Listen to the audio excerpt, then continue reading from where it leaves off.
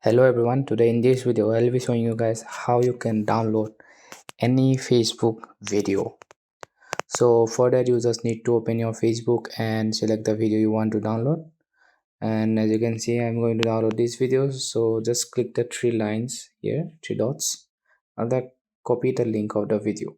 After once you copy the link, then go to this website, search here Facebook video download on Google, and then go to this website on the first link, Facebook video downloader, and here just paste the link,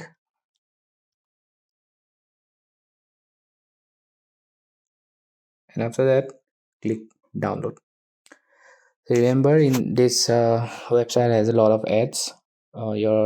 You may redirect it to some another page, but you just need to go back. So after that your video is ready to download. You can now download in normal quality or in HD.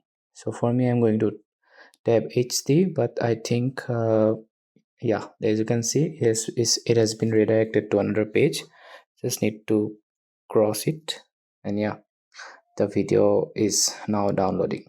So yeah, this is how you download a video from Facebook. Hope this video helpful. Thank you for watching.